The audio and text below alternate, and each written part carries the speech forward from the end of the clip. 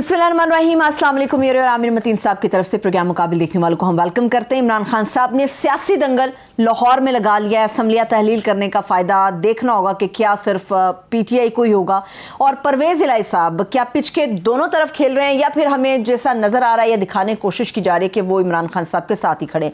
इसके ऊपर मैं बात करूंगी। जब मुस्लिम लीग नून की बात करेंगे तो ये भी जानने की कोशिश करेंगे आमिर मतीन से कि क्या उनकी सियासी परेशानियां बढ़ गई हैं। और इस पर एक्सक्लूसिवली हमारे साथ मौजूद होंगे मुल्क के वजीर दाखिला राना सनाउल्लाह साहब। उनसे भी इसके ऊपर हम तबसरा लेंगे और पूछने की कोशिश करेंगे या जानने की कोशिश करेंगे कि क्या इत्तेहादी हुकूमत के पास असेंबलियों को तहलील होने से बचाने का कोई रास्ता मौजूद है, कोई ऑप्शन उनके नजदीक ज़ेरे गौर है। और प्रोग्राम का जो दूसरा हिस्सा होगा उसमें जाने वाले बतौर आर्मी चीफ जिन्होंने काम किया, कमर जावेद बाजवा साहब, उन्होंने 6 साल तक बतौर आर्मी चीफ अपनी खिदमत सर अंजाम दी हैं। उस पर आमिर मतीन साहब से भी एक मुफस्सल हम तजिया हासिल करेंगे। आमिर साहब, बहुत सारी चीज़ें हैं मगर एक मेजर क्वेश्चन इमरान खान साहब की रावलपिंडी स्पीच के बाद से जो आम है, असम्बलियां तहलील होंगी नहीं होंगी, चाय की प्याली में एक तूफान है या हकीकतन वाकई कुछ बड़ा होने जा रहा है? नहीं, अगर ये तहलील हो जाती हैं तो फिर ये एक बहुत बड़ा अपसेट है। ये सारी पॉलिटिक्स उसके इर्द गिर्द होगी।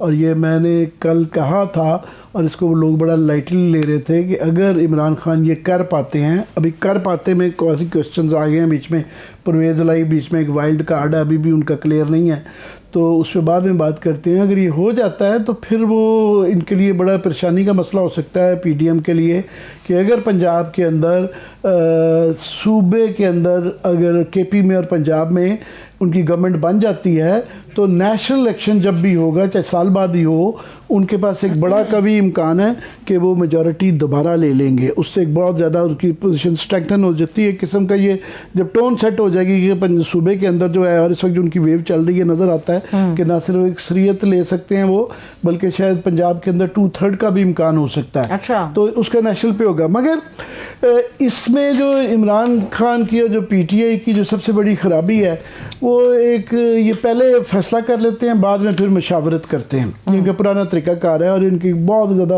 एक खासा है जिसकी वजह से इनको हमेशा सियासी नुकसान पहुंचता है।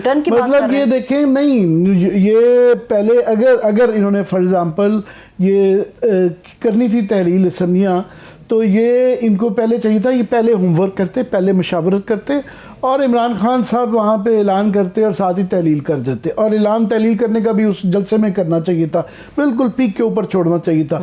वहाँ ये बाद में आफ्टर थॉट हुई है, ये क्लियरली नज़र आ रहा है कि बाद में मशवरे से अक्लमंद लोगों ने कुछ बीच में समझाया है कि ये गलती जो इस्लामाबाद में की थी कि नेशनल असम्बली से इस्तीफे ले लिए, बड़े आराम से वो बैठे हुए हैं और वो कह रहे हैं नवंबर तक हम बैठे रहेंगे। तो उन्होंने बड़ा खुश होना था, जो इमरान खान साहब ने ऐलान किया था वो इस्तीफ़ों का दिया था कि हम वहाँ से निकल रहे हैं। लोगों का ख्याल था कि ये इस्तीफ़ा दे रहे हैं पंजाब असम्बली से, अगर ये इस्तीफ़े दे देते तो उनको 1 साल तक पंजाब के अंदर भी उनके पास हुकूमत रहनी थी और इन्होंने इनका जीना हराम कर देना था। तो 25 मई इसलिए हो गया था कि उनके पास पंजाब की गवर्नमेंट थी। तो सबसे बड़ा इनके पास जो तुरप का पत्ता है वो पंजाब की गवर्नमेंट है खास तौर पे। और ये तहलील करने वाली आफ्टर थॉट है, ये आफ्टर थॉट है। और अब मशवरे कर रहे हैं और मशवरे में जो चीज़ सबसे ज़्यादा आड़े आ रही है, की फैक्टर जो है, वो जो लीगल इचेस करेंगे उसमें इतनी जान नहीं है। चीफ मिनिस्टर का तकरीबन एब्सोलूट इख्तियार है असम्बलियाँ डिज़ोल्व करने का। वो जो गवर्नर के इख्तियारात को यूज़ करके, गवर्नर रूल लगा के या उसको लीगली चैलेंज करके या वोट ऑफ कॉन्फिडेंस भी अगर गवर्नर साहब ले लेंगे कानून के में, हालांकि वो नहीं ले सकते जब तक वहाँ पे ग्राउंड्स ना हो उसकी हों, तो वो उससे डिले हो सकता है, रुक नहीं सकता। तो मगर प्रॉब्लम है परवेज इलाही, अभी भी परवेज इलाही के जो इशारे आ रहे हैं। आज फॉर एग्जांपल जो वो जनरल बाजवा साहब की फेयरवेल के अंदर पहुंचे हुए थे और वहाँ जो सहाफ़ी मिले हैं, मैं भी देख रहा था, कमर अब्बास हमारे कुलीग हैं, हम टीवी के एंकर भी हैं, वो बता रहे थे कि उनसे पूछा गया तो उन्होंने आएँ बाएँ शाही किया। और बाद में ये ज़राए के हवाले से खबरें चल रही थी कि वो इमरान खान को उल्टा कन्विंस कर रहे हैं कि तहलील ना करें। और समझ भी आती है कि हर MP MNA कोई भी वक्त से पहले घर नहीं जाना चाहता। इस वक्त सबके चाह रहे हैं कि डेवलपमेंट स्कीम्स आ रही हैं, सबका खर्चा बड़ा हो गया लॉन्ग मार्च के अंदर, तो वो चाह रहे हैं कुछ माल बना लें ताकि इलेक्शन का भी खर्च सके, और वैसे ही नहीं जाना चाहते। कौन अपना 1 साल की जो है एमपीएशिप छोड़ता, बंदा 1 महीने की कोई नहीं छोड़ता। वो अगली दफा पता नहीं इलेक्ट हों या ना हो।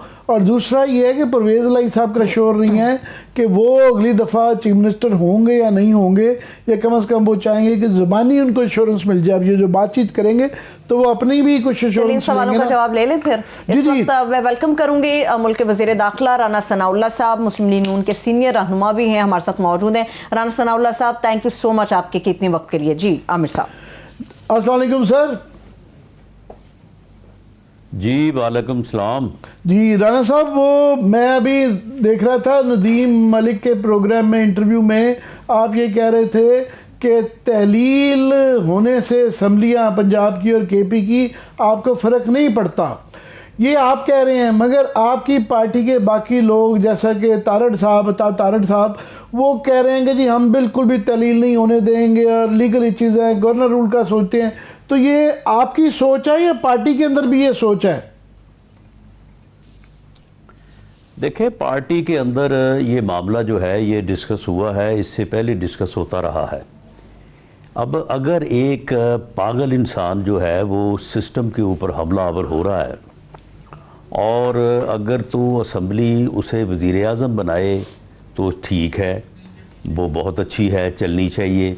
और अगर वही असम्बली जो है उसके ऊपर अदम एतमाद कर दे तो फिर वो एक डिप्टी स्पीकर के लिए एक ऐसा गैर आइनी अमल करता है कि वो असम्बली के ऊपर हमला करता है और उसे असम्बली को जो है वो ब्रेक कर देता है, डिज़ोल्व कर देता है, जिसको बाद में सुप्रीम कोर्ट ने इसके और डिप्टी स्पीकर के ऑर्डर को गैर आइनी करार दिया।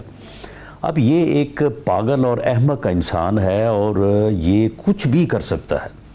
मैं तो यहाँ तक कहता हूँ कि अगर कौम ने इसका इदराक न किया तो ये इस मुल्क और तहलील पे आप लोग खुश होंगे, आप तैयार हैं आप लोग तहलील की सूरत में इसका जो भी नतीजा निकलता है, या आप इसको अपोज करेंगे, रोकने की कोशिश करेंगे? हम कभी भी नहीं, हम कभी भी ऐसे अहमकाना एक कदम की सपोर्ट नहीं कर सकते।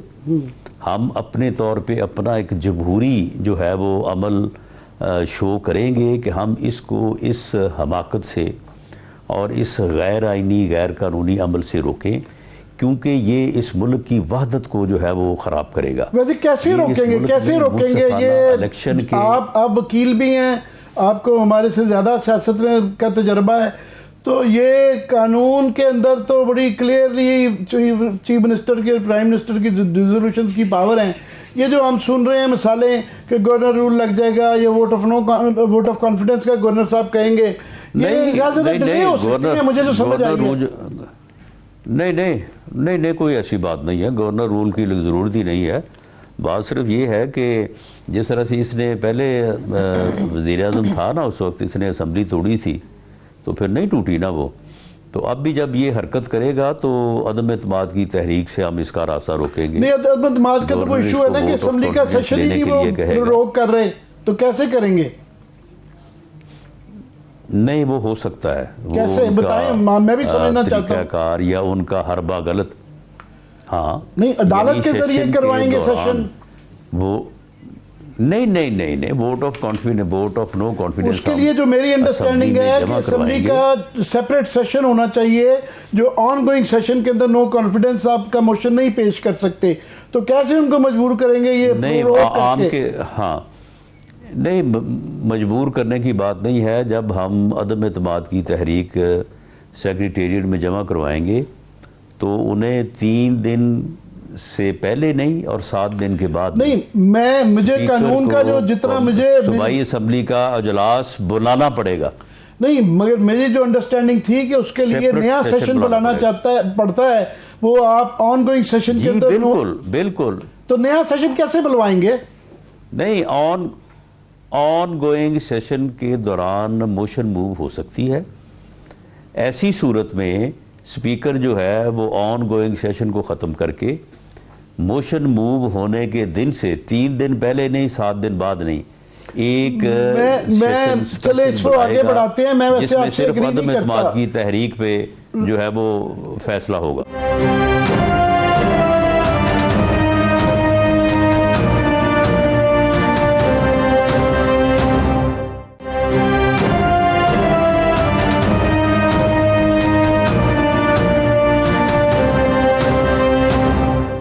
राना साहब वो बिल्कुल इस पे मेरा अंडरस्टैंडिंग शायद डिफरेंट है, मगर आगे चलते हुए कि आप माजी में ये कहते नहीं आपकी अंडरस्टैंडिंग दुरुस्त नहीं है, आप रूल्स पढ़ें। आप मैं मान लेता हूँ, मैं इसमें वैसे नहीं कर रहा, मैंने कहा हो सकता है मेरी अंडरस्टैंडिंग गलत हो, मैं ये आगे लेके जाना चाह रहा हूँ बात कि आपने माजी में ये कहा, डेयर किया कि अगर ये करें क्यों नहीं तहलील करते केपी और उसमें ये करेंगे तो फिर हम इनको बताएंगे। तो अब आप लोग कह रहे हैं कि उसको अपोज कर रहे हैं और लीगल तरीके ढूंढ रहे हैं करने के। नहीं, हम उसको अपोज नहीं कर रहे हैं। अगर ये बिल फर्ज यानी हम रोकेंगे, क्योंकि कल को हमसे भी ये सवाल किया जा सकता है कि जी आपने क्यों नहीं रोका। नहीं तो पहले क्यों डेयर कर रहे थे आप, पहले क्यों आपने ये कहा? लेकिन अगर सुन लें, अगर ये कामयाब हो जाता है और असम्बलियां डिसॉल्व हो जाती हैं तो हम केपी के असम्बली का और पंजाब असम्बली का इलेक्शन करवा देंगे। गुजाहिर है वो तो करवाना पड़ेगा, मगर अभी फिलहाल तहलील होने में एक वाइल्ड कार्ड अभी भी क्लियर नहीं है, वो है परवेज इलाही साहब। आज गालबन आपके हवाले से भी चल रही थी कि वो कमर अब्बास साहब हमारे एंकर दोस्त हैं, तो वो कह रहे थे कि वो एक मुकालमा हम टीवी पे ज़राए के हवाले से चल रहा था कि आपने उनसे कहा कि वो आपकी रवायती रवादारी किधर गई है, आप तो असम्बलियाँ वो तहलील कर रहे हैं, और उनको कोट किया गया था, वो कह रहे हैं बस अल्लाह से सुट दो। तो ये परवेज इलाही से कोई गुफ्तगू या कोई इस तरह का है, और बाकी आपका क्या ख्याल है कि वो इसके साथ शामिल हैं इस गुफ्तगू में कि नहीं? देखें मतीन साहब, इस पागल खान के अलावा कोई समझदार आदमी जिसको कोई थोड़ी सी भी समझ बूझ है वो ऐसी हरकत कर सकता है जो ये हरकतें कर रहा है। ये यानी ये बंदा जो है ये तो इस पूरे सिस्टम में मिसफिट है, ये तो इस सिस्टम में चल ही नहीं सकता, पार्लिमानी जमहूरी सिस्टम में। इसे चाहिए कि सिस्टम से बाहर निकले और जाके इनकलाब लेके आए। अब आप मुझे बताएं कि ये इस मुल्क की वहदत को और इस मुल्क में फ्री फेयर इलेक्शन को जो है ये इस तरह से जो है वो ख़राब कर देगा, डैमेज कर देगा। आप मुझे बताएं कि बलूचिस्तान असम्बली, बलूचिस्तान और सिंध में इलेक्शन ना हो, दो सूबों में इलेक्शन हो, कल को जब जनरल इलेक्शन होगा, जब तमाम असम्बलियाँ अपनी मुद्दत पूरी करेंगी, तो फिर इन दो सूबों में अपना जो है वो केयर टेकर सेटअप कैसे बनेगा? फ्री और फेयर इलेक्शन का जो कॉन्स्टिट्यूशनल मैंडेट है वो कैसे पूरा होगा? मैं आपसे एग्री करते हुए कि इन्होंने जो इस्तीफों की नेशनल असम्बली से की वो एक गलती थी, और ये अगर इस्तीफे दे देते पंजाब असम्बली से तो वो भी गलती होनी थी। मगर मैं समझता हूँ कि ये तहलील करने की सियासी मंतक समझ आती है कि वहाँ पे अगर इस वक्त इलेक्शन हो, जो कि बाई इलेक्शन का रिजल्ट आता रहा है जबकि आपकी हुकूमत थी, तो अभी जो ट्रेंड को देखते हुए अगर ये केपी और पंजाब से प्रोविंशियल इलेक्शन जीत जाते हैं तो नेशनल इलेक्शन जब होगा तो इनके चीफ मिनिस्टर होंगे, तो आपके लिए एक बहुत बड़ा सेटबैक होगा जब भी इलेक्शन हो। नहीं तो अगर हमारे चीफ मिनिस्टर हुए फिर क्या होगा? नहीं, वो अभी ये बाई इलेक्शन के रिजल्ट देखते हुए पंजाब के अंदर जो कि आपकी हुकूमत भी हुए, लग नहीं रहा। नहीं बाई इलेक्शन नहीं, 8 माह पहले बाई इलेक्शन सारे हम जीत रहे थे। अब अगर ये जीत रहे हैं, बाई इलेक्शन का और जनरल इलेक्शन का बड़ा फर्क होता है। पंजाब में इंशाल्लाह ताला, मेरी बात आप लिख लें, नोट कर लें, पंजाब में PMLN जो है वो पूरी भरपूर ताकत से जाए इलेक्शन में। मियाँ नवाज शरीफ जो है वो इलेक्शन कैंपेन करें, हम इसको नज़दीक नहीं फटकने देंगे। ये किधर भूला फिरता है ये। दो चीज़ें बिल्कुल, हम आपको लड़के और इलेक्शन जीत के दिखाएंगे। दो चीज़ें, एक तो मियाँ साहब का आगे भी आपने कहा कि वो आ रहे हैं, तो क्या ये वो जो उनके केसेस से जब तक बरी नहीं होते उससे पहले भी आने का इम्कान है? पहली। दूसरा जो आपको है कि उम्मीद बड़ी कि पंजाब 100% इम्कान। जी, और आपको जो ये कॉन्फिडेंस है कि पंजाब के अंदर इलेक्शन हुए तो आप लोग जीत जाएंगे, तो ये, और आपका मैं इंटरव्यू देख रहा था, आपने कहा कि 4-6 महीने में हम टर्न अराउंड कर देंगे। तो मुआशी सूरत, महंगाई की सूरत, गैस की लोड शेडिंग, बिजली की लोड शेडिंग, और ये जो जिस प्राइस पे मिल ही नहीं रही है गैस, तो इन हालात में कैसे आप समझते हैं कि अवाम आपको वोट दे देंगे? नहीं, इंशाल्लाह ताला हमने मुल्क की इकॉनमी को जो इसने बेड़ा गर्क कर दिया था और इसने तो ऐसी ऐसी यानी हरकत की है, ऐसी ऐसी पॉलिसियाँ अपनाई हैं कि बंदा देख के सोचता है कि ये इसकी अहमकाना पॉलिसियाँ थी या इसकी मुल्क दुश्मनी थी। तो अगर हमने उस हालत से मुल्क को निकाल लिया है तो इंशाअल्लाह ताला आने वाले दिनों में हम लोगों के लिए रिलीफ का समा करेंगे, इंशाअल्लाह लोगों को रिलीफ देंगे, लोगों की नाराज़गी दूर करेंगे। सही है। राना सनाउल्लाह साहब, मैं और आमिर मतीन साहब आपका जब इंटरव्यू देख रहे थे नदीम मलिक साहब के साथ, उसमें आजम सवाती साहब से मुतालिक भी आपने गुफ्तगू की। आपने कहा कि जी सियासी प्रोपेगेंडा को बढ़ाने के लिए ये लोग इस किस्म के मामलात करते हैं। इखलाकी लिहाज से मैं ये सवाल इसलिए करना चाह रही हूँ कि आपको लगता है कि जो वीडियो का मामला था, कोई इस सतह पर भी जाकर खुद को मशहूर या पॉपुलर करने के लिए इस किस्म का प्रोपेगेंडा कर सकता है? वो ये तो अपने साथ जिनसी तशद्दुद करवाने तक चले जाते हैं। तो आप मुझे बताएं कि इनकी कोई हद है, इनका कोई लिमिट है इनकी? इन्होंने ये पहले शहबाज गिल साहब वाले मामले में इन्होंने अपने ऊपर जिनसी तशद्दुद नहीं कराया, अब भी ये इसके ऊपर भी जिनसी तशद्दुद कराने लगा था इमरान खान। एक दफ़ा उसने बात की, लेकिन बाद में फिर इसने मिन्नत की कि जनाब मेरे साथ इस हद तक ना मुझे लेके जाएं, जिस हद तक जो आप चाहते हैं उस हद तक मैं प्रोपेगेंडे का हिस्सा बनता हूँ। तो आप मुझे बताएं कि वो जो वीडियो है उसके फेक होने में एक फॉरेंसिक की, हमने तो फॉरेंसिक करवाया उसका, लेकिन उसके फॉरेंसिक करवाने की भी ज़रूरत नहीं है। वो on the face of it, उसका जो पहला सीन है जिसमें आज़म स्वाति साहब को दिखाया गया, आज़म स्वाति साहब की बॉडी, उसके बाद जो काबिल एतराज़ सीन है उसमें वो बॉडी नहीं है, वो इसकी फिल्म फेक है, वीडियो फेक है।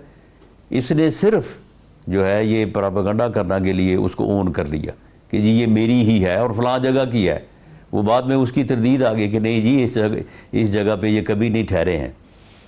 तो ठीक है, ये जो है ये इस हद तक चले जाते हैं। आप देखें, आप इमरान खान किस हद तक झूठ बोलता है जब वो अपने प्रोपेगेंडे पे आता है। चलिए, अच्छा वो किस हद तक चला जाता है वो। ठीक है। अच्छा राना साहब, आपकी मौजूदगी का फायदा मैं मजीद उठाऊंगी। ये बताइएगा कि कलदम टीटीपी की तरफ से बड़ी खौफनाक किस्म की इंडिकेशंस हमारे सामने आ रही हैं कि दोबारा से पाकिस्तान को अदम इस्तेहकाम का वो शिकार करना चाहते हैं, जिस किस्म की चीज़ें हमारे सामने आ रही हैं। बतौर वजीर दाखिला आपके कंधों पर ये बड़ी भारी जिम्मेदारी है पाकिस्तान के अंदर अमन के हवाले से, सद्देबाब के हवाले से क्या हिकमत अमली आप लोगों के पास है या क्या तरीक़ेकार है जो आप लोगों ने सोच रखा है कि अपनाया जाएगा? देखें, ये अपना एक बड़ी जमात है और इमरान खान मुल्क के वज़ीर आज़म भी रहे हैं। इसका पागलपन जो है ये पिछले 8 माह से हम कंट्रोल कर ही रहे हैं ना। अब आखिर जो है ये बुरी तरह से नाकाम हुआ है यहाँ पे गैदरिंग करने में। और नहीं, हमें इससे डरना चाहिए। ये जो तवातर के साथ हमले हो रहे हैं राना साहब के लकी मरबत के अंदर और बाकी जगहों पे स्वात के अंदर, तो डरना चाहिए कोई नहीं उससे नहीं, पूरी कौम को जो है वो मुतहद होना चाहिए। इस किस्म के जो जुनूनी और जो है वो तशद्दुद की सोच रखने वाले लोग जो हैं उनके ख़िलाफ़ जो है वो पूरी कौम को मुतहद होकर बात करनी चाहिए। अपनी लॉ इन्फोर्सिंग एजेंसीज को, हुकूमत को सपोर्ट करना चाहिए। मेरा लास्ट काबू पा लिया जाएगा। लास्ट क्वेश्चन ये है कि आप हालांकि मईशत के इतने एक्सपर्ट नहीं हैं, मगर जो आपकी मईशत के एक्सपर्ट हैं जिस तरह के मिफ्ता इस्माइल साहब, वो कह रहे हैं कि हालात बड़े ख़राब हैं और हम डिफ़ॉल्ट हो सकता है, और वो हमें डराने की कोशिश कर रहे हैं। और आप बड़े कॉन्फिडेंट हैं कि 3-4 माह में टर्न अराउंड करेंगे। किसी तरफ से भी नज़र नहीं आ रहा। IMF की वो डिले आ गई है और डॉलर भी नीचे नहीं आ रहा, स्टॉक एक्सचेंज पागल हुई हुई है। तो आपकी क्या रीजनिंग है इतने कॉन्फिडेंट होने के 3 महीने में जो 8 महीने में नहीं कर सके कि एकदम तब्दील कर देंगे? देखें, ये चीज़ें भी जो है इनके ऊपर भी काम हो रहा है। मिफ्ता इस्माइल साहब आज जो मर्जी कहें, आज से 2-2.5 महीने पहले वो उन्होंने खुद हमें हल्फन ये यकीन दिलाया था कि पाकिस्तान जो है वो अपनी बुरी सूरत से बाहर निकल आया है और अब दूर दूर तक कोई चांस नहीं है पाकिस्तान के डिफ़ॉल्ट करने का। बाकी मामला ये है कि देखें, जो बात हमारे पेश नज़र है, बिजली के बिल और गैस की लोड शेडिंग और उसके बिल और दूसरे जो यूटिलिटी बिल्स हैं और ख़ास तौर पे ये बिजली और गैस, इनकी लोड शेडिंग और इनके बिलों का जो इजाफा है, ये दो चीज़ें कंट्रोल कर ले तो आम आदमी जो है उसकी नाराज़गी दूर हो जाएगी, बाकी बड़े बड़े मसले जो हैं वो चलते रहेंगे। ठीक है, बेहद शुक्रिया, thank you so much Rana Sanaullah साहब ने अपना कीमती वक्त प्रोग्राम मुकाबिल के निकाला। आमिर साहब एक ब्रेक की तरफ चलते हैं, वापस आके यहीं से डिबेट को आगे बढ़ाएंगे। Stay with us.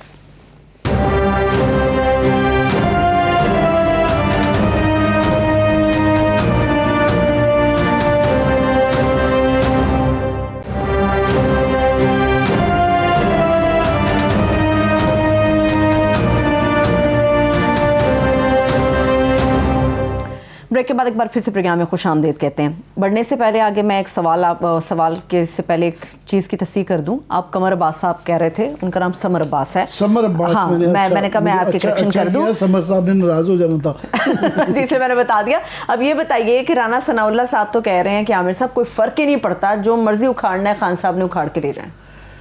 राना साहब वैसे आपको पता है वो एक उनको बात करनी आती है, हर चीज़ का जवाब होता है, मगर उनके जवाब में आज कोई सियासी मंतक नहीं थी। नज़र आ रहा है कि इनके पास जो है वो कोई उसका लीगल तरीका नहीं है इसको रोकने का। और वो मेरा उनसे इख्तलाफ है कि मेरा ख्याल है कि ऑन गोइंग सेशन के अंदर नो कॉन्फिडेंस मोशन अगर पेश किया जा सकता होता तो कर चुके होते। अभी तक डिले क्यों किया गया कि जब वो ऐलान कर चुके हैं हम तहलील करने जा रहे हैं, आज क्यों नहीं पेश हुआ? तो वो बहरहाल वो कह रहे हैं। दूसरा उनके 2-3 और मफरूज़े भी जो है, एक तो ये कि जी वो उन्होंने कहा जी 3-4 महीने में फ़र्क पड़ जाएगा। तो इकनॉमिक सिचुएशन तो बहुत ज़्यादा संगीन हुई हुई है इस वक्त, डिफ़ॉल्ट का जो ख़तरा है, फिर अभी बाकी IMF की एक चीज़ डिले हो रही है और लगता है कि ट्रांस जो है ये मिस कर जाएंगे। और stock exchange, dollar, current account deficit, सारी चीज़ें जो हैं 32 बिलियन इन्होंने क्रिएट करनी है। कहाँ से क्रिएट करेंगे? तो वो नज़र नहीं आता कि उनके पास कुशन है, गुंजाइश है कि वो बिजली और गैस को ठीक कर सकें। और ये भी उनका मफरूज़ा कि नवाज शरीफ साहब आएंगे तो कमाल कर देंगे। फ़िलहाल तो ये है कि वो मरियम बीबी मेरा ख्याल है अब ज़्यादा बड़ी सेलिब्रिटी बन गई हैं और वो यहाँ से चली गई हैं, तो आ सकते हैं नवाज शरीफ साहब, मगर ये मेरा नहीं ख्याल है कि उनके आने से ये चीज़ों का फ़र्क पड़ेगा। ये इसलिए उनकी ना ये तहलील करने का ये भी नहीं कि जी कोई फ़र्क नहीं पड़ता, बहुत ज़्यादा फ़र्क पड़ेगा मेरा ख्याल, इसलिए परेशानी है। तो ये उनका मुझे नहीं लगता कि वो इतने सियासी मंतक नहीं थी उनके जवाबों में। आप मरियम साहबा को सेलिब्रिटी क्यों कहते हैं, सियासतदान क्यों नहीं कहते? नहीं, सियासतदान सेलिब्रिटी में कहता हूँ कि इस वक्त जो नून लीग के अंदर जो सबसे ज़्यादा जिसको लोग सुनते हैं देखते हैं वो मरियम बीबी हैं। मेरा ख्याल नवाज शरीफ को वो काट चुकी हुई हैं इस वक्त जो है। क्राउड पुलर जो हैं, ये मानना पड़ता है कि नून लीग के अंदर सबसे बड़ी क्राउड पुलर जो हैं वो अभी मरियम बीबी है। मैं उनकी तारीफ में कर रहा हूँ। अच्छा, चलिए आपने ऐसा क्या क्लियर कर। नून लीग की आप बात करते हैं, इमरान खान साहब हमेशा इल्जाम लगाते हैं नवाज शरीफ साहब पे, शरीफ आमदे के ऊपर कि ये पिच के दोनों तरफ खेलते हैं। हमें ऐसा तासुर मिल रहा है शायद परवेज इलाही साहब ऐसा कर रहे हैं। परवेज इलाही वो भी सारे पिच के इधर उधर खेलते हैं, परवेज इलाही साहब एक पिच पे होते हैं और उनकी पेच जो है ना वो उनकी ओवर द शोल्डर्स देख रहे होते हैं पिंडी की तरफ। अच्छा। तो लोगों को ये भूल गया है कि अभी रिसेंटली आपको याद होगा कि उनका बयान आया था इमरान खान के मतलब जब ये वो हो रहे थे कि जी उन्होंने अकेला छोड़ा, वरना तो जब तक नैपियों पे चलेगा काम तो इन्हें नहीं चलना, उन्होंने इमरान खान के मतलब कहा था। और दरमियान में आज उनकी जो ट्वीट्स आई हैं, इतने बाजवा साहब और उनका ख़ानदान नहीं इतना परेशान जितने के वो परेशान है। इतनी तारीफ़ें उनके घर वाले नहीं कर रहे इस वक्त जितनी के परवेज इलाही साहब ने की हैं। 2-4 बयान भी दे चुके हैं, आज ट्वीट्स की हुई हैं कि बाजा साहब बड़े अच्छे थे और वो इसीलिए वो फंक्शन में भी सुबह गए, जो ट्रांसफ़र ऑफिस की जो फंक्शन था इंतकाले ओहदा, उधर भी गए हुए थे। मोस्ट प्रॉब्ली वो उधर से इशारा ढूंढ रहे हैं कि उनको हमेशा इशारा मिलता था या वो भांप लेते थे कि उनकी क्या मर्जी है। तो पुराने वालों के अगर मशवरे पे चल रहे हैं तो मेरा ख्याल है गलती करेंगे, क्योंकि पुराने वालों की आज से सिचुएशन बदल गई है, अब नए आ गए हैं और नए वाले मेरा ख्याल अभी इतनी जल्दी इनको इशारा नहीं देंगे। इस गंद के अंदर वो सियासी जो क्यास पड़ गया इसके अंदर, वो अभी बिल्कुल उनका कोई इशारा नहीं आ रहा कि वो इंटरेस्टेड हैं इसके अंदर, इसको सफाई के अंदर या एक कोई इशारा दें आप कर लें, जो माजी का एक तरीका था वो नहीं होने जा रहा। बाकी परवेज इलाही हमेशा से उनके लिए मेरा ख्याल है कि उनके पास भी ऐसे कार्ड्स नहीं हैं। वो इतना खिलाफ जा चुके हैं नून लीग के कि उनको पता है कि वहाँ पे ना एक तो उनकी इज्जत होनी है, ना उनको वो किया जाएगा। हाँ, उनके 10 बंदों से अगर वो ले जाते हैं और तो उधर उनकी गवर्नमेंट वो बना सकते हैं, मगर इतनी बड़ा यू टर्न मारना उनके लिए पॉसिबल नहीं। दूसरा, फ्यूचर में उन्होंने इलेक्शन लड़ना है, उनको ये पता है कि ना उधर के रहेंगे ना इधर के रहेंगे, तो उनको मेरा ख्याल है वो अपनी बारगेनिंग पोजीशन बढ़ा रहे हैं। अच्छा, कि 2-3 चीज़ों की वो चाहेंगे कि आइंदा आने वाले अगर ये तहलील भी करनी है तो इलेक्शंस के अंदर एक तो जो उनके क्यू लीग के लोग हैं उनको सीटें पहले वालों को मिलें और 1-2 शायद ज़्यादा भी मिल जाएं। दूसरा ये है कि जो शुजात साहब की साथ उनके बेटे की फॉर एग्जांपल चकवाल की सीट है, तो वो चाहेंगे कि जी वो भी वो मिल जाए, उतना कोटा ले लें। दूसरा, इस बात का कभी इम्कान है कि अगर पीटीआई के पास इनके बगैर अक्सरियत बनती होगी तो वो अपना चीफ मिनिस्टर बनाएंगे। तो ये चाहेंगे कि तो आइडियली तो ये चाहेंगे 1 साल तक और चीफ मिनिस्टर रहें। उनको पीटीआई के मफाद इसमें है कि जनाब जल्दी इलेक्शन हो। परवेज़ इलाही साहब का ये बिल्कुल भी नहीं है और वो चाहेंगे अगर नहीं रहे तो कम से कम ज़ुबानी इंश्योरेंस तो चाहेंगे कि हम फिर इमरान खान उनको ये बताएंगे अगली दफ़ा चाहे हमारी अक्सरियत भी हो तो हम आपको चीफ मिनिस्टर लेने के लिए तैयार होंगे। ठीक है, लेकिन दबी दबी आवाज़ें आमिर साहब ये आ रही थी, बादरे ना खास्ता ना चाहते हुए उन्होंने ये स्टेटमेंट दी थी कि इमरान खान साहब जब कहेंगे हम असेंबली तहरील कर देंगे।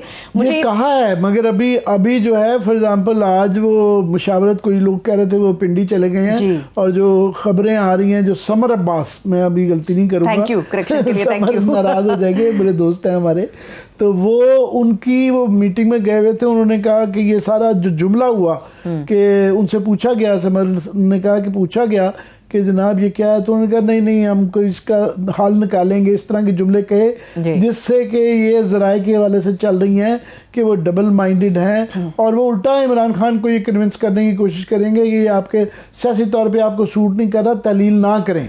सही है, ठीक है। आपको लगता है कि नून लीग के साथ रास्ता मिलाने के लिए या पाकिस्तान पीपल्स पार्टी के साथ रास्ता मिलाने के लिए चौधरी शुजात साहब कोई पुल का किरदार अदा कर सकते हैं? क्योंकि परवेज़ इलाही साहब से सियासी इख्तलाफ अभी भी मौजूद है मगर खानदानी इख्तलाफ उनका मौजूद नहीं है। नहीं, ख़ानदानी इख्तलाफ अब मैं समझता हूँ सियासी से ज़्यादा ख़ानदानी इख्तलाफ भी अब बढ़ गया है। अब इनके दरमियान जो है औलादों की जो है ना वो सिचुएशन नहीं है जो इनकी आपस में चौधरी शुजात और परवेज़ इलाही की आप देखें ना 40-50 साल जो की दोस्ती है और इकट्ठे चलते रहे हैं, बड़े बड़े मुश्किल वक्त पे भी इकट्ठे रहे हैं, तो आगे अब वो मेरे ख्याल रास्ते जुदा हो चुके हैं। तो चौधरी शुजात के लिए और उनके बेटे जो हैं उनके लिए भी परवेज़ इलाही के साथ चलना मुश्किल हो गया है। वो इतना आगे जा रहे हैं कि जो भी वो मुस्तकबिल का फ़ैसला करेंगे वो नून लीग के साथ या पीपल्स पार्टी के साथ करेंगे।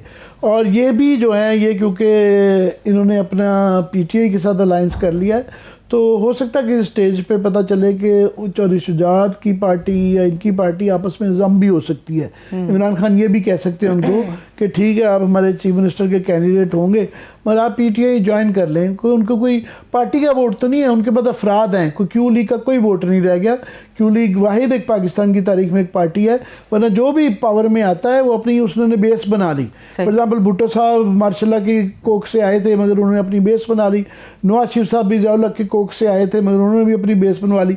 ये वाहिद पार्टी है जो कि 5 साल गवर्नमेंट में रही, चीफ मिनिस्टर 5 साल रहे मगर ये अपनी बेस नहीं बना सके। पहली दफ़ा इनकी मेजॉरिटी थी, दूसरी दफ़ा ये 25 सीटों पे आ गए, अब 5-6 सीटों पे आ गई हैं, वो भी पीटीआई की दी हुई है। चलिए ब्रेक की तरफ चलते हैं। अभी ब्रेक की तरफ मैं जा रही हूँ, ब्रेक से जब वापस आऊंगी तो बतौर army chief general Qamar Javed Bajwa ने जो 6 साल दौर गुजारा उसके ऊपर बहुत सारे तज्जिए आपने सुने होंगे मगर बहुत सारी इनसाइड चीजें हैं, इनसाइड स्टोरीज हैं और उसका तज्जिया आमिर मतीन साहब ब्रेक से वापस आके पेश करेंगे। हमारे साथ रहिए।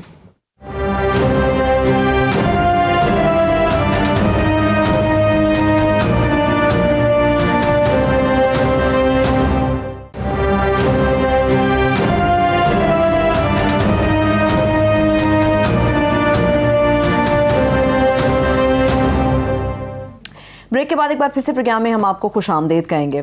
आमिर साहब 6 साल दौर अपने इख्तिताम को पहुंचा। जनरल कमर जावेद बाजवा साहब जो हैं वो चेंज ऑफ कमांड होगी, वो अपने घर को हो गए, वो कह रहे हैं करीब मैं गुमनाम हो जाऊंगा क्योंकि फौजी रिटायर नहीं होता, गुमनाम हो जाता है। वो जनरल डगलस मैकार्थर को जो है कोट कर रहे थे।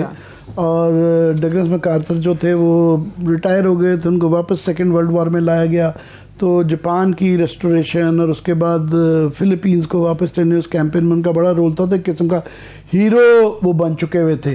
पर बाय साहब क्योंकि ना वो इतने स्कॉलरली जनरलों में उनका शुमार नहीं होता, वो ये मेरा हर गलत मिसाल उन्होंने दे दी, इसलिए गलत दे दी कि जनरल मैकार्थर को डिसमिस किया गया था, ट्रूमैन साहब ने किया था, प्रेसिडेंट ट्रूमैन ने, कि वो उन पे ये इल्ज़ाम था कि ये एक तो सियासत में मुदाखलत कर रहे हैं, दूसरा वो अपने आप को इतना बड़ा समझते थे कि वो समझते थे कि वो सियासत से, सियासतदानों से और सिविलियन सेटअप से ऊपर हैं। तो ये ही was probably a wrong example to give.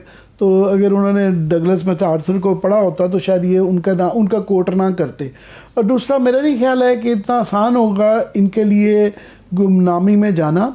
बाकी सारे जनरल जो गुमनामी में हो गए, इनके स्केलेटन्स इतने ज़्यादा हैं, इनके मामलात इस तरह के हैं कि ये इतनी आसानी से गुमनामी में लोग इनको जाने नहीं देंगे। पेंडिंग इश्यूज़, सबसे पहले तो इनके लिए हमने क्या कहना कि एक्स सर्विसमैन जो हैं पाकिस्तान में आज तक कभी फ़ौजियों के अंदर से तनकीद इस तरह की नहीं आती थी जिस तरह के एक्स आर्मी मैन के अंदर एक गम गुस्सा पाया जाता है।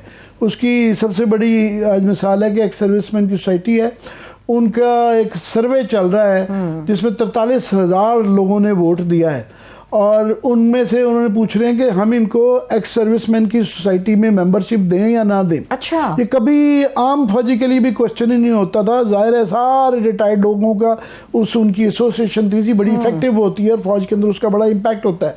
उनका ये ना सिर्फ कि आम फौजी नहीं, एक जनरल रिटायर्ड 4 स्टार के लिए ये कहना कि मेंबरशिप दें या ना दें। तो लास्ट जो मैंने देखा था वो 43,000 लोग वोट दे चुके हुए थे और ये कोई 8-9% सिर्फ लोग कह रहे थे कि देनी चाहिए।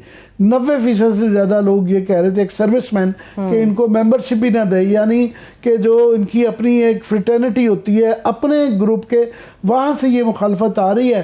तो सिविलियन सेटअप से तो बहुत ज़्यादा ये इनको प्रॉब्लम्स हैं। इनके ऊपर ये काफ़ी सारी तफ्तीशें होनी बाकी हैं। एक उनके ऊपर हमने छोड़े, उनके जो ऊपर इल्ज़ामात लगे हैं कि इन्होंने इतना पैसा कमाया और जो FBI की रिपोर्ट्स के जो है उन्होंने किसी ने जुटलाया नहीं कि FBI की रिपोर्ट्स गलत है, उनकी जिसकी तशरीह गलत की गई है और मेरे जो समधी के ख़ानदान को बीच में डाला गया है, पर किसी ने जुटलाया नहीं कि वो फैक्ट्स गलत हैं। तो मेरा हाल एक तो वो एक काफ़ी बड़ा ब्लॉट है जो इनको क्लैरिफाई करना है। ये ISPR की एक छोटी सी क्लैरिफिकेशन से काम नहीं चल रहा और आज से ये एक डिफरेंट ISI हो गई है क्योंकि एक डिफरेंट चीफ आ चुके हैं, सबके रवैये अब बदल जाएंगे। और आज जिस तरह शहबाज शरीफ साहब ने अभी ताज़ा खबर ये थी कि आज़म नज़ीर तारड़ साहब ने इस्तीफ़ा दे दिया था क्योंकि उन्होंने एक बड़ी सख्त ट्वीट कर दी थी, जिसके बाद से क्योंकि वो पुराना ज़माना था तो वो उसमें प्रेशर डाला गया। जिस तरह मुशाहिदुल्लाह साहब का कि इनको फारिग करें, उन्होंने एकदम 1 मिनट में उनको फारिग कर दिया। आज उन्होंने बदलते हुए हालात में ये कहा है कि मैं आपका इस्तीफ़ा कबूल नहीं करता क्योंकि आज सिचुएशन तब्दील हो चुकी हुई है। और वो उसमें मैं ये ज़रूर कहूँगा कि उनका ये बार बार ये दोहराते रहे हैं, आज भी गालबन का है कि हमने जो फरवरी से ऑनवर्ड ये अदारे के अंदर फैसला किया कि हम सियासत में दखल नहीं देंगे। ये पता नहीं किस दुनिया में रहते हैं या पता नहीं क्या समझते हैं लोगों को बाजवा साहब कि ये जो नो कॉन्फिडेंस का मोशन हुआ उसके लिए ये जो सबको पता है कि किस किस लोग को फ़ोन आते रहे। पंजाब में गवर्नमेंट जिस तरीके से गिराई गई या यहाँ पे इस्लामाबाद में गिराई गई, तो वो सारा ये नहीं था कि वो उन्हें न्यूट्रल हो गए थे, वो बिल्कुल एक्टिवली पार्टिसिपेट कर रहे थे और बाद में भी करते रहे। और दूसरा ये जो रेड लाइंस क्रॉस की गई हैं कि पाकिस्तान की तारीख में ये नहीं हुआ। मैंने कहा ना पहले भी बड़े लोगों को मार्शल लॉ में भी बड़ी शिकायतें रहती थी, बड़े जुल्म सितम होते थे, मगर एक डिनायल होता था, हमेशा ये कहा जाता था कि नहीं। तो रेड लाइंस की अभी काफ़ी तफ्तीश है कि इतनी जल्दी से इनको ये समझा जा रहा है या ये इनका जो कहना है कि जी मैं गुमनाम हो जाऊँगा, उनकी ख्वाहिश होगी गुमनाम होने की, मगर मैं समझता हूँ पहली दफ़ा कि ये गुमनाम इनको नहीं होने दिया जाएगा। और एक चीज़ की इनको क्रेडिट ज़रूर मैं दूंगा बाजवा साहब को, जनरल बाजवा को, कि पाकिस्तान में एक बड़े अरसे से फ़ौज की ओवर रीच हो चुकी हुई थी, DHS में, हाउसिंग के अंदर, हर चीज़ में अमल दखल, और ये बढ़ता जा रहा था ट्रेंड जो है, ये वो अवामी मकबूलियत अपनी खो रहे थे। तो ये करेक्शन की ज़रूरत थी, ये चीज़ों को किसी ना किसी को ज़रूरत थी कि कोई आवाज़ उठाता। शायद ये वो जो 1000 कट से ये इदारे को नुकसान पहुंच रहा था, इन्होंने उसको एक्सपीडाइट कर दिया, उस प्रोसेस को, करेक्शन के इस प्रोसेस को इन्होंने फास्ट ट्रैक पे डाल दिया कि एकदम से पूरे मुल्क के अंदर जो है सिविल मिलिट्री हर जगह से, इवन मैंने बताया ना, एक सर्विसमैन ये कह रहे हैं कि इदारे की इज्जत बहाल करना सबसे इम्पॉर्टेंट हो गया है, और ये नए आर्मी चीफ साहब के ऊपर सारी नजरें यही हैं कि क्या स्टेप्स लेते हैं। अच्छा, उनकी उम्मीदों पे मैं बात करती हूँ, मगर आमिर साहब, हमारी बरादरी के कुछ ऐसे सहाफ़ी थे जिन्होंने इस मामले को लेकर या जनरल कमर जावेद बाजवा की जो पॉलिसीज थी या जो उनकी स्ट्रेटजीज रही हैं, उनके ऊपर मुस्बत रिपोर्टिंग भी तो करवाई है। नहीं, ये एक कल तक मुस्बत रिपोर्टिंग होती रही। मैंने कह रहे हैं परवेज़ इलाही साहब जितने उनके ख़ानदान वालों ने इतनी जनरल बाजवा की तारीफ़ें नहीं की जितनी वो कर रहे हैं। हाँ। शहबाज शरीफ साहब भी करते रहे हैं। चढ़ते सूरज को सलाम होता है। हमारे यहाँ मुशर्रफ का मैंने कल भी मिसाल आपको दी थी कि जब वो ताकत में होते हैं तो कोई ना ज़िया के ख़िलाफ़ बोलता है, ना मुशर्रफ के ख़िलाफ़ बोलता है, कोई इवन राइल शरीफ और किसी जनरल के ख़िलाफ़ भी नहीं बोला जाता। मगर जो ही कमांड चेंज होती है तो एकदम से ओवरनाइट जो है सब कुछ तब्दील हो जाता है। तो ये अभी डिफरेंट, मैं समझता हूँ ISPR है भी और होगी भी, और ये डिफरेंट ISI होगी। 2 मिनट्स है मेरे पास। जनरल सैयद आसिम मुनीर साहब से उम्मीदें तो हैं उनके ऊपर बात, मगर मुख्तसर ये बताइए कि आज जो उनकी बॉडी लैंग्वेज थी जनरल कमर जावेद बाजवा साहब की, उसको आप किस तरह से रेट करते हैं? वो उसी से ही पता चल रहा था कि उनको अंदाजा है कि इनकी ये कोई वो जो कहते हैं ना, अंग्रेजी में एक जुमला कहता है कि एक सनसेट के अंदर जो है ना गुम हो जाना, कि आप यूं घोड़ा जा रहा है और वो कौबॉय जा रहा है, तो उनको नज़र आ रहा है कि वो फेज आउट सनसेट में नहीं होने जा रहे, उनकी ये मुश्किलात रहेंगी। और उनकी चाल से पता चल रहा था, वो एक फौजी की चाल ही नहीं लग रही थी, वो लग रहा था कि आम आदमी कोई पार्क में फिर रहा है, और उनके बिल्कुल बोझल अवजार बिल्कुल थे। वो नए आर्मी चीफ से उम्मीदें क्या है? नए आर्मी चीफ से तो बहुत ज़्यादा है, मगर ये लॉन्ग टर्म में ऑफ कोर्स इंस्टीट्यूशनल डिसीजन, मैंने कहा ना, ये करेक्शन की ज़रूरत है, ये करेक्शन करने पड़ेगा, कोर्स करेक्शन इसको कहा जाता है। तो ऑफ कोर्स उनको ये जेस्चर देने पड़ेंगे। ये पॉलिटिकल सेल जो ISI का है, इसका रोल रीडिफाइन करना पड़ेगा। ISPR का रीडिफाइन करना पड़ेगा कि ये क्रिकेट से लेके बॉलीवुड तक जो तबसरे करते फिरते हैं, इनको अपनी हदूद के अंदर रहना पड़ेगा। इन पे तो मजीद बात होती रहेगी, मगर जाते जाते मैं चाह रही हूँ कि अरशद शरीफ साहब से रिलेटेड भी एक इल्तिजा है जो सुप्रीम कोर्ट ऑफ पाकिस्तान के सामने हम रख दें। इस तफ्तीश को अरशद शरीफ के रोका जा रहा था, हर जगह पे वो लोग बैठे हुए थे, तो शायद अब ये चेंज ऑफ कमांड के बाद उम्मीद करते हैं कि कल परसों। बेहद शुक्रिया आपका, देखने वालों का शुक्रिया। इजाज़त दीजिए, अपना ख्याल रखिए, खुदा हाफिज।